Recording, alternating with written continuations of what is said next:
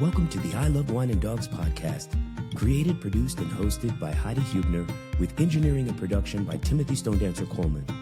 This show was created to celebrate good wine, amazing pets, and people from around the world who are doing great things in their local communities.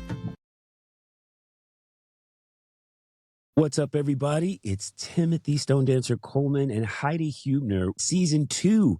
And we're so excited just to have a conversation with each other and just to check in, see what's going on. There's so many things happening in the world. Things are so different from the time when we recorded our final episode of season 1. Without any further ado, let's welcome our creator, our host and producer, Miss Heidi Huebner. How you doing, sister?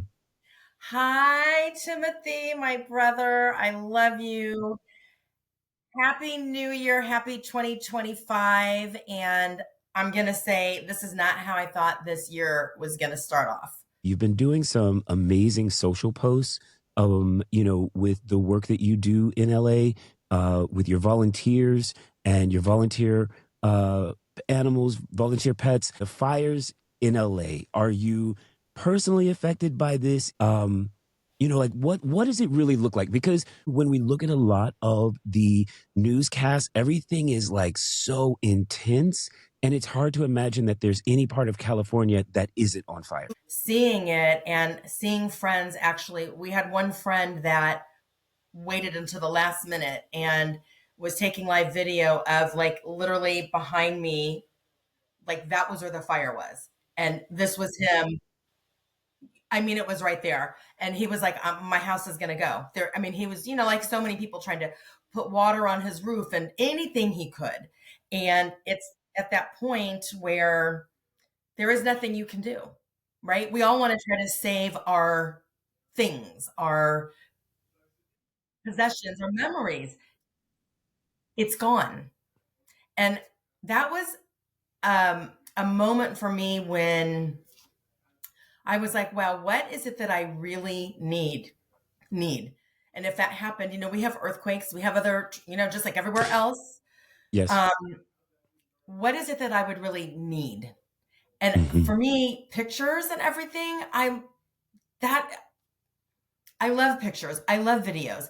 Luckily, we have all of that on our phones, but my baby pictures and my parents who both, are no longer here, that's not on my phone. That was before cell phones. So anyway, it really gave a lot of us a time to put the checklist together. What are the necessities? What do you need? What do you not need? And literally have now in the front closet, there's a supply bag. There is That's right. water, there's earthquake kit, there are medications, there is dog food. We've got Ripley. Yeah. And I do have a couple photo albums, the ones that those pictures are irreplaceable. Right. I'm not worrying about clothes. I'm not, I have an emergency kit of clothes that are sensible. Yes. But, we were not prepared. We didn't do that before, as did so many other people. So I think for all of us, no matter where we are, just have that area in your home of must-haves, birth certificate, passport. That's important stuff you don't want to be looking for. Just put it safely in one place that you can grab and go. Yeah, I mean, listen, I think this is worth really chatting about and maybe doing some additional posts about, because, we had done in the South Bronx a lot of emergency preparedness trainings, because, I mean, it's the Bronx. Every day feels like an emergency. Like, there's so much stuff going on. I think one of the other things that was really important for us was to remember, with the IDs, make a copy of them and put the copies of all the important documents, your dog's registration, whatever your animal is, their registration information, your passport or your driver's license, whatever those important documents are, in a Ziploc bag. And if you've got one and your significant other has one, the same information should be in both of those bags. Yes. I love how, you mentioned the dog food. I don't know if a lot of people have something in their bag that would at least get their animal or pet, their loved one, fed for at least a couple of days. You're not going to run down to the local store to buy something if the store is also gone. Thank you. And if there's no electricity, nobody's taking credit cards or ATMs. So having single dollar bills, Yeah. People aren't going to be able to make change. So you're like, here's a 20. And they're like, yeah, it's $2 and you're not getting your change back. So can you take me back though, just really quick? When did you become aware of the fires? Is it like you woke up in the morning and all of a sudden all this chaos was happening? Were you driving home and you heard about it on the radio? When did you first become aware of what was going on? Somebody had sent a text saying, hey, do you see smoke from the fires? And I was like working, I was at the airport. I'm like, no. And then one of my coworkers said, oh my gosh, and put there was a feed on one of the news stations. And then that's when it was like, oh my gosh. And then how the fires were popping up everywhere. And the evacuations that were happening. And then the scramble is, who do I know? Are any of my volunteers in those areas? And I actually did have several volunteers that had to evacuate. Mm, And, you just sit there and just pray, my God, I hope their home is going to be okay. And, just watching the devastation, you feel helpless, right? You just feel that's like right. what completely helpless. And then the other thing is, what do you say? Like our one friend said, there's nothing you can say. I know you're sorry.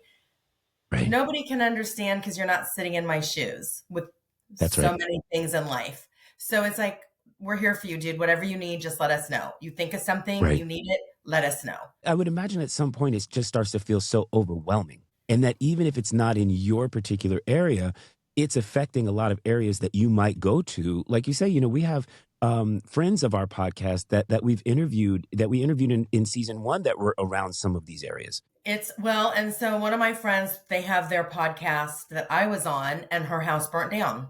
It's devastating. And, I have said, this is going to go on for a long time. There is no quick resolve for this. These people are going to be suffering and trying to figure out where they're going to land, how they're going to recoup, how they're going to get money. Hmm. Do they still have a job? I mean, Right.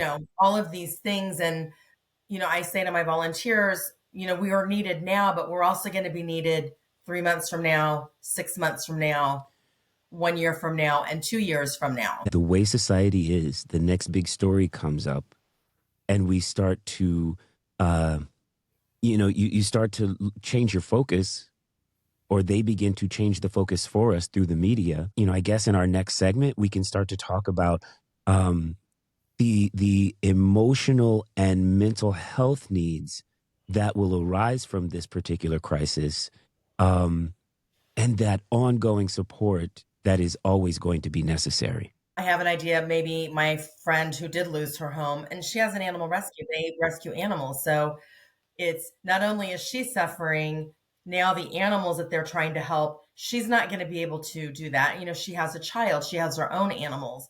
So that would be somebody who is actually affected, Yes, to hear from them. What do you 100%. think? Yes. Okay. I think that's brilliant. If she's willing to do it, if she's able to do it, Yeah. in a mindset to be able to do it, but let her know at any time she's welcome. But I would love to definitely have her on. Yeah. That's a I'll great reach idea. out to her.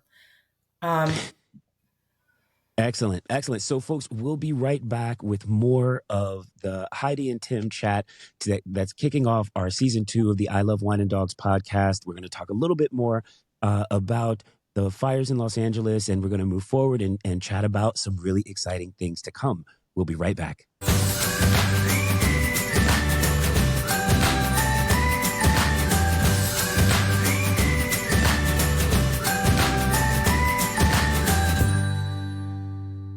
Watch season 1 of I Love Wine and Dogs on Spotify.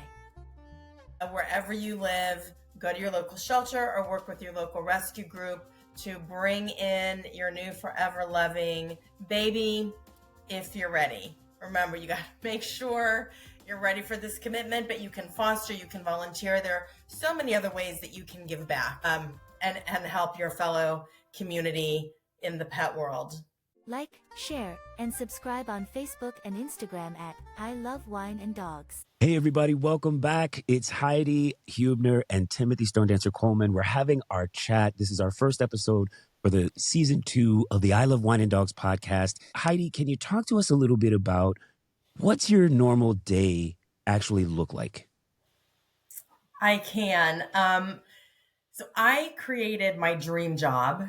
I love what I do. I created a therapy dog program for LAX called the PUP program, Pets Unstressing Passengers. And the volunteers and their teams of dogs are up to 90 right now. Wow. Came up with this concept and launched it in 2013. Came up with it in 2012 and launched in 2013. And so I'm so proud of my volunteers. You know, we're at the airport, just bringing the love to anybody that needs it. And we do a lot of partnerships with different airlines for events that they do and in the community. And then with the fires, we were called upon to assist in with the firefighters at one of their base camps, which was something to behold. Man, they are so organized. I mean, it was an eye-opener of how incredibly brave and intelligent and compassionate these people are. And just bringing the dogs there for them to love on, it really was a big deal for them and just made us feel so proud. And, you know, again, just something so simple that they needed. And for them saying, we had no idea, and thank you for being here, and this means so much to us. And so there have been, you know, we've been deployed to other areas and centers. And it's really great because there are so many different therapy dog groups everywhere, all across the United States and internationally that just do, not that just do, but who do therapy dog work at hospitals and schools and different places, who also came out in full force and were at different sites bringing the love. So it was a huge joint effort. And it was really great meeting different groups, you know, that I didn't know. And of course, I have recruited many to join us at the airport, which is exciting. And we're going to be doing this for a long time. I've had different members in the community reach out, and I said, listen, we're here. We're here. Yeah. Just let me know. They're volunteers. If they're available to go, they will be there. Man, I got to say that my volunteers are amazing. They always show up. You know, so let's pause the there. dog, it's the person too. The dog. That's exactly it. But sometimes it's that person giving them that hug, crying with them, understanding, or saying nothing, and just let that person sit in silence. Yes. Now, for those that don't know, because I have had this question myself as well. How do you go about organizing volunteers and their pups to, even when it's not a time of crisis, even at the airport, you know, like, how do you go about organizing that? Where do you find the people? It's interesting. Most of it is word of mouth. But what happens is they are all badged just like every employee at the airport. So they have to go through the badging process. They do a meet and greet and a walkthrough with me because I have to make sure it's a good fit. You know, maybe they've done pet therapy at a reading room and the dog is great at that, but you take them to the airport and it just could be way too much commotion or activity or excitement. So I always have to do a meet and greet first, just to make sure it's a good fit for both and both human and dog like it. The group we partner with is Alliance of Therapy Dogs. And that's a nationwide organization that certifies and registers therapy dogs.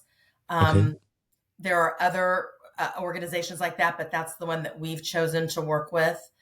And, you know, I have to say it's pretty cool, Tim. I've helped about 91 airports nationally and internationally to start therapy dog programs. So that's fantastic. Yeah. Holy moly, that sounds like a lot of work. Well, it's so there's a me at every airport. I could not, all I do is if they're interested, I'll give them the materials, I'll explain how it works and what I do, and then they can take it and tweak it and do what they want. But as far as the scheduling, my volunteers, they have their day and time that they come to the airport to work. And then whenever we have events, I just put a mass email out and with all the logistics and whoever can make it, then I'll continue to coordinate Hmm. with that group who's going to participate with the um, local community member. So it's really organized. And, again, they're volunteers. So I always say, if we can be there, we will. I can't make a Yes. promise, but I Yes. have to say, they always show up. I'm so blessed. And I've seen some of your social posts and the joy. Okay, when you say that the dogs are an extension of the human, right, in terms of energy that they're bringing, and I get that it might be overstimulating to be in the airport, and everybody it's such hustle and bustle, and the dogs are like, okay, wait a minute, you just brought me out of my comfy little home into this madness. What is it like on the animals as they've gone about in response to this specific crisis in LA? How have they been handling it? Yeah. So you can't train or teach a dog to be a therapy dog. That's just in them. So the dog has to love people and, not discriminate. And by that, I mean, if somebody has a hat on, if somebody has curly hair, they're just like, hey, I love everybody. Um, Right. and they have to want to do it. They have to love the attention. They have to love the busyness. They have to Hmm. get along with other dogs. They can't have any aggression. They have Right. to have basic. So that is the personality of the dog. Now, then Hmm. they have to know basic obedience. They have to know come, sit, stay, walk nicely Right. on a leash. And that's what Alliance of Therapy Dogs, that test is to make sure they have all of those, they're checking all the boxes. And the Okay. volunteer, eyes always on the dog comes first.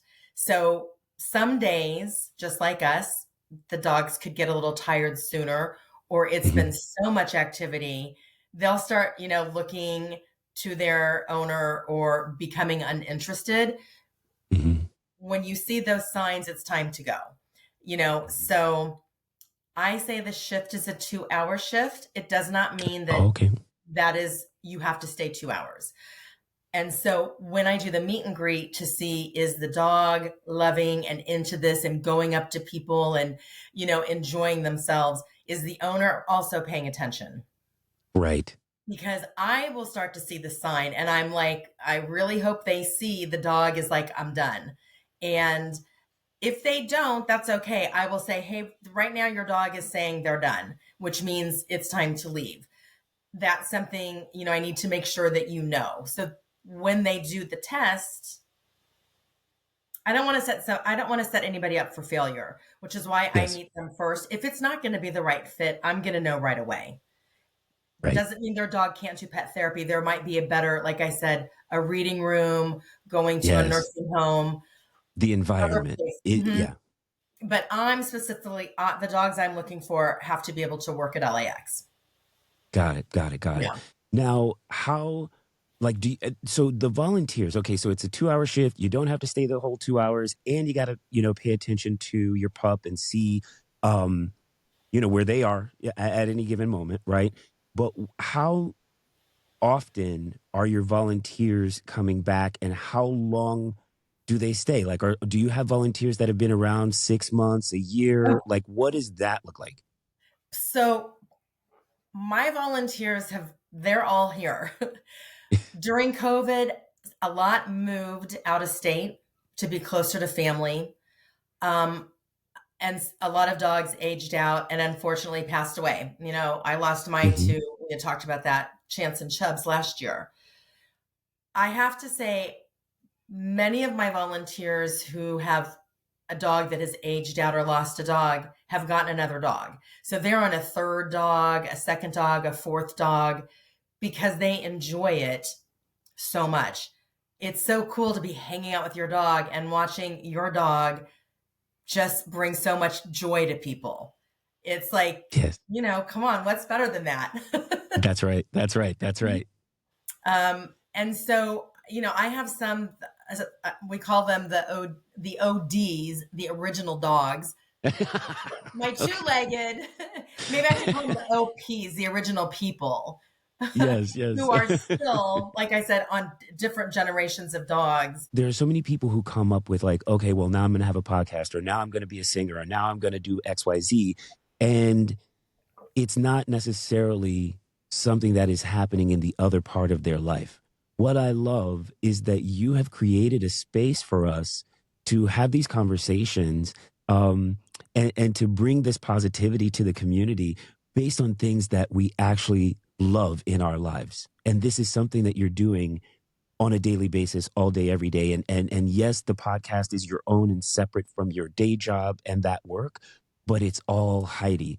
And so thank you for the work that you're doing. Oh, Tim, I love you and thank you. And ladies and gentlemen, Timothy over here, he is my, we're yin and yang. He's my East Coast, West Coast. Like, he is me over there doing so many similar things, not with therapy dogs, but with kids in the community and people. So, I mean, this is why we're together doing this show, and this is why we love it. It's 100% true. All right, folks, thanks so much for staying with us. We'll be back with another segment with Heidi and Tim's kickoff to 2025 and season 2 of the I Love Wine and Dogs podcast right after this.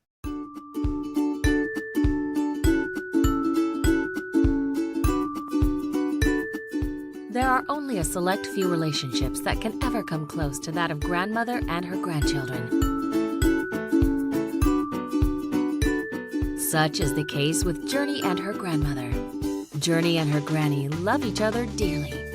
Journey looks up to her grandmother in every aspect of her life, a love reciprocated with her grandmother's every action. If it is something as little as a new crayon box, Granny always is excited for her little Journey, as she means the world to her. This book is about such relationships, pure and delicate as one that's with Journey. Grab your copies today to find out about the sweet and genuine love between a granddaughter and her grandmother in Gillian Bell's new book, Are You Aware?